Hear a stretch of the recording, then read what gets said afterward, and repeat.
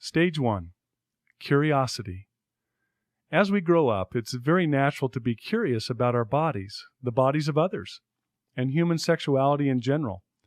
In many cases, experiences with pornography, masturbation, and other sexual outlets start out motivated by simple curiosity. We can be exposed to these things by accident, through our own efforts, or through friends and family members. In any case, it's usually a natural curiosity that lures us in. If your child's behaviors are at this early stage, with the right education and tools, it's often not very difficult to break them free. Stage 2. Excitement and pleasure. After the initial discovery, many individuals start using sexual outlets recreationally. That is, they find it exciting and arousing. It's a very convenient and powerful way for the responder to feel pleasure, to cope with boredom or mental burnout.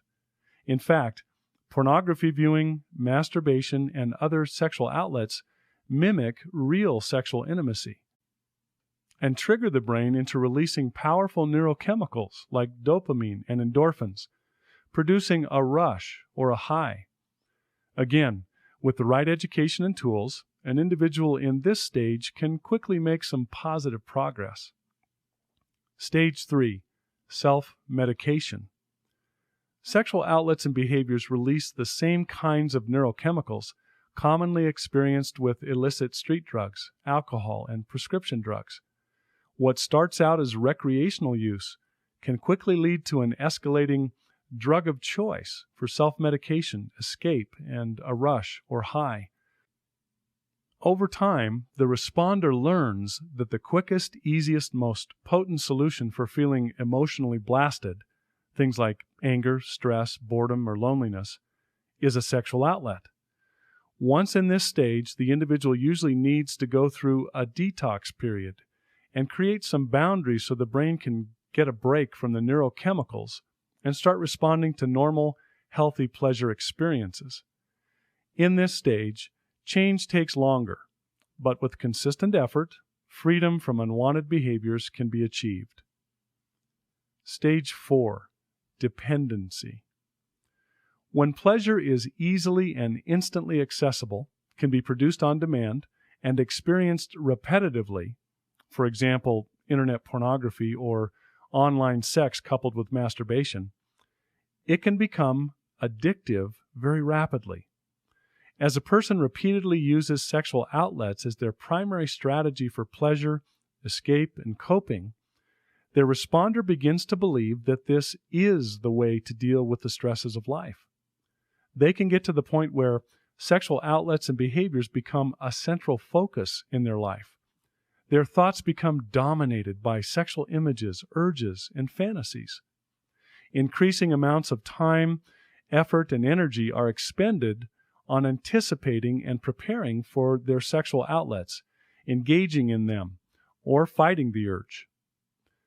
Their brain can begin to interpret sexual outlets as a need, just like food or sleep. Over time, they become dependent on the chemical release they get through their sexual behaviors. They find themselves going back again and again, despite the negative consequences. Their responder is constantly seeking relief and is convinced that they must have their sexual outlets to survive, that they've got to get that neurochemical rush to be able to function in life. They try to stop, but they can't. Just as those who struggle with drugs and alcohol, they have developed a chemical dependency. If your child's behavior has progressed to this point, don't give up hope. It can all be worked through. This stage is full-on addiction and takes the greatest amount of time and effort to overcome. Strong boundaries and intensive intervention are needed, but it absolutely can be done.